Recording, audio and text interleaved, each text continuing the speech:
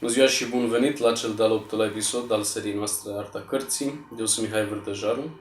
Vom vorbi astăzi despre cele 6 stiluri istorice de legătură, anume cele 6 stiluri de bază ale legătoriei, în care mai orice vreun din legăturia veche se poate încadra, care vor servi să descrie cât mai bine volumul atunci când îl vom avea în mână. Acestea sunt foarte importante pentru orice bibliofil, bibliograf, pentru orice colecționar de carte veche și pentru orice comersant de cărți vechi, pentru orice anticar. Și, bineînțeles, fiecare legător ar trebui să știe cum să le producă. Apariția tiparului a determinat o mulțime de schimbări în arta legătoriei, pentru că înainte de tipar, bineînțeles, toate cărțile erau manuscrise și puteau fi produse într-un timp foarte îndelungat, cu foarte mult efort și investiția era, bineînțeles, destul de mare, încât să permită îmbrăcarea în piele a întregii scoarțe. Însă, după ce a apărut tiparul pe scena europeană, s-a încercat să se folosească piele de calitate mai joasă, velum, pentru a îmbrăca coperțile acestor cărți. S-a ajuns apoi treptat la demireliură sau la semilegătură, și anume îmbinarea a două sau mai multe materiale pentru a obține o astfel de copertă. Primul stil pe care o să-l analizăm se numește sfert. De ce se numește sfert? O să vedem în diagramă că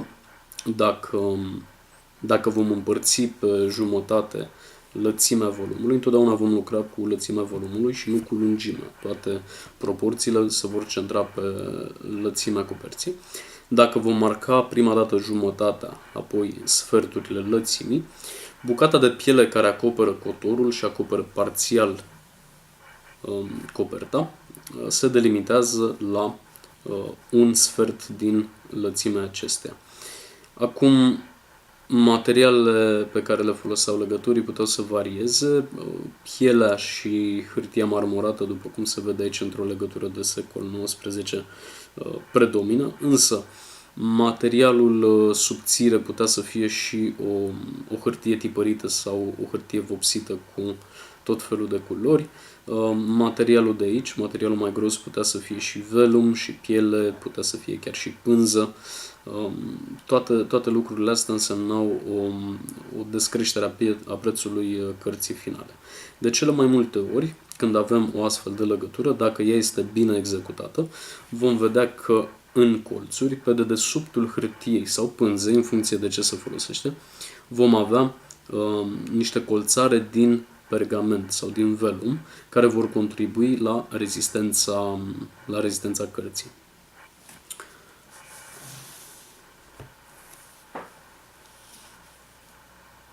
Următorul exemplu este un volum de la începutul secolului 20. Nu este deosebit de pretențios. Este un volum care trebuie reparat și o să vedem un alt stil de legătură care se numește o optime. Dacă o să împărțim suprafața încă o dată, pe lângă sferturi, în optimi, vom vedea că dimensiunea ocupată de către pielea care se suprapune de după cotor pe prima copertă și pe ultima, și dimensiunea colțarelor, pentru că aici avem adăugat colțare pe lângă cotor, ar fi aproximativ o optimă. Este o modalitate ceva mai bună de distribuire a grosimii, pentru că aceste volume în sfert, dacă erau puse unul peste altul sau unul lângă altul, exista o diferență de grosime considerabilă, pentru că cotorul era mult mai gros față de plăcuțe. Astfel, cărțile tindeau să stea un pic convex. Problema aceasta a fost rezolvată îmbrăcând și colțurile în același material, însă aici avem o soluție foarte, foarte economică, foarte puțină piele, deosebit de subțire, și o pânză lăcuită sau o pânză vopsită. Acesta, așadar, este un exemplar de legătură o optime. Un alt exemplu de o optime este un volum ceva mai mare. De obicei, volumele legate pentru biblioteci aveau genul acesta de legătură. Din nou, pielea este cam o optime. Colțurile pot fi ceva mai late pentru că compensează forma triunghiulară cu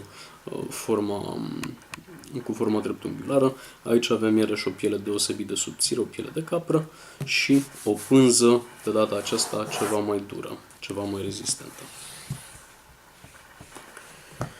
Următoarea modalitate de legare este pe jumătate. Este foarte similară cu optima, însă spațiul ocupat de piele, atât la cotor cât și la colțuri, este ceva mai generos.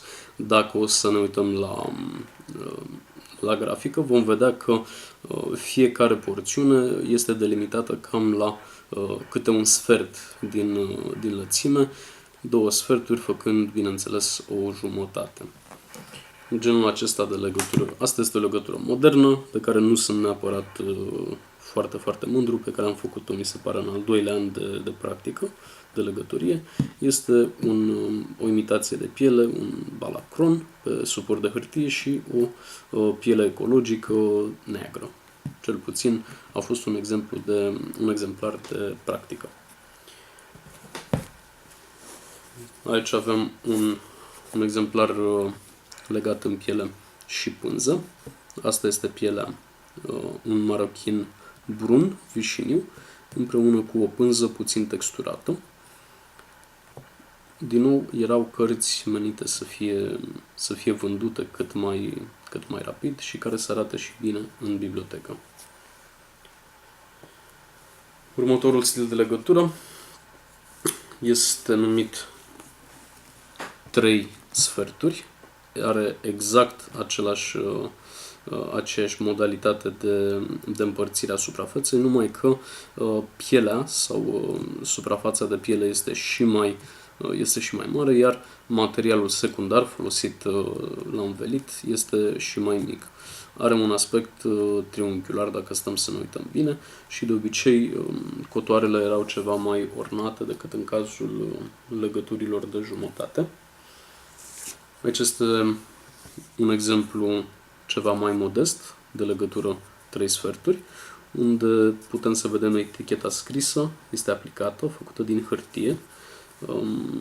Colțarele și bucata de cotor sunt făcute dintr-o pânză texturată și cu model, iar la materialul secundar, materialul ceva mai ieftin, este o hârtie marmorată de model spaniol.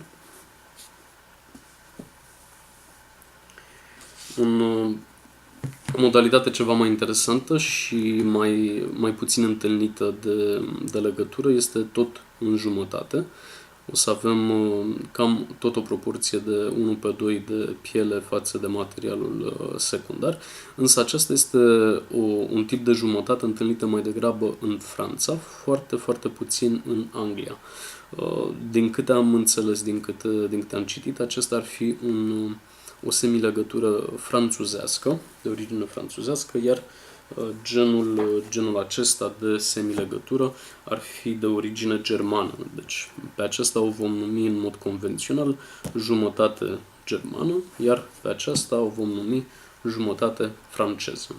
Se mai numește o band, adică legătură cu benzi. Această suprafață protejează în întregime cantul cărții, cantul celor două coperți și cotorul cât mai bine.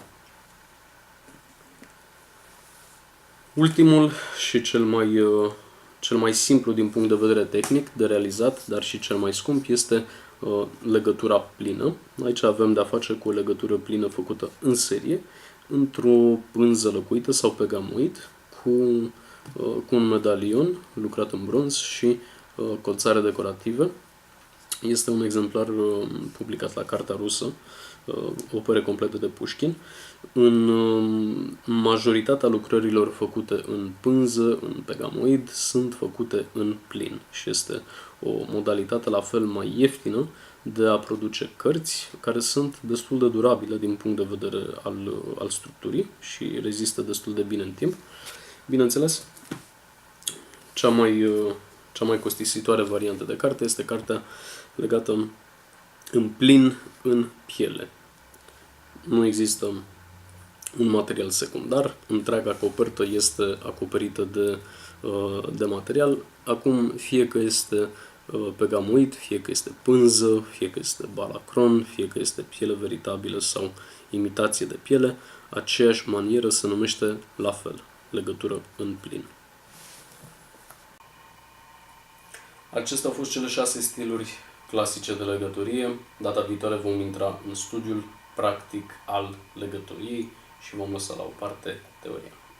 Toate cele bune!